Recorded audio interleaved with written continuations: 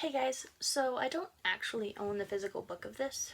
I have it on Kindle on my phone, so I'm gonna read it to you from there. It is the Freedom Writer's Diary, and it kind of is nonfiction, and it's one of my favorites, so that's what I'm gonna share with you today. So it's the Freedom Writer's Diary by the Freedom Writers with Erin Gruwell.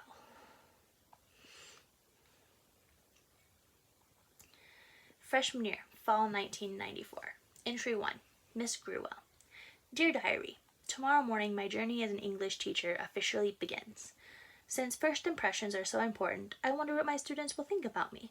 Will they think I'm out of touch or too preppy? Or worse yet, think I'm too young to be taken seriously? Maybe I'll have them write a journal entry describing what their expectations are of me and the class. Even though I spent last year as a student teacher at Wilson High School, I'm still learning my way around the city. Long Beach is so different than the gated community I grew up in, thanks to MTV dubbing Long Beach as the gangsta rap capital.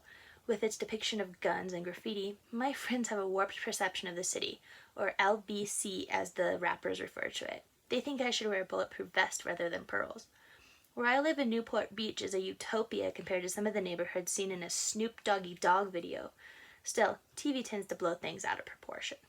The school is actually located in a safe neighborhood, just a few miles from the ocean. Its location and reputation make it desirable. So much so that a lot of the students that live in what they call the hood take 2 or 3 buses just to get to school every day.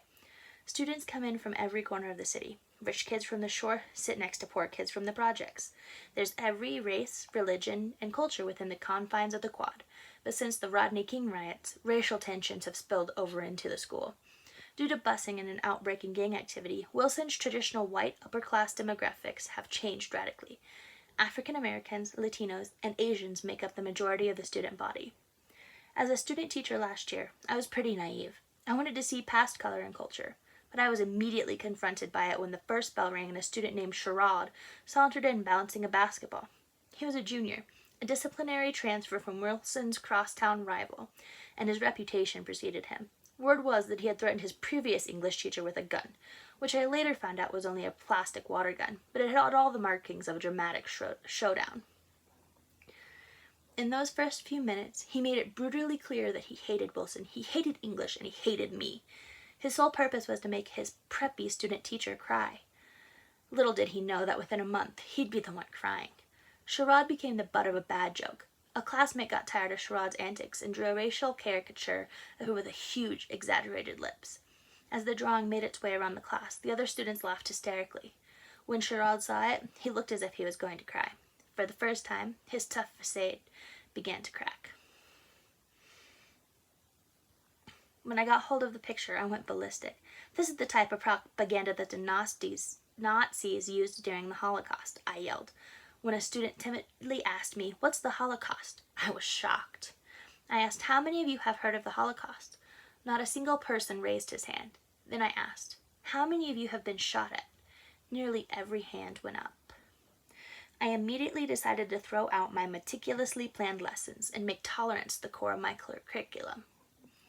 From that moment on, I would try to bring history to life by using new books, inviting guest speakers, and going on field trips. Since I was just a student teacher, I had no budget for my schemes. So I moonlighted as a concierge at the Marriott Hotel and sold lingerie at Nordstrom. My dad even asked me, "Why can't you just be a normal teacher?" Actually, normalcy didn't seem too bad after my first snafu. I took my students to see Schindler's List in Newport Beach at a predominantly white upper-class theater. I was shocked to see women grab their pearls and clutch their purses in fear. A local paper ran a front-page article about the incident, describing how poorly my students were treated, after which I received death threats. One of my disgruntled neighbors had the audacity to say, "If you love black people so much, why don't you just marry a monkey?"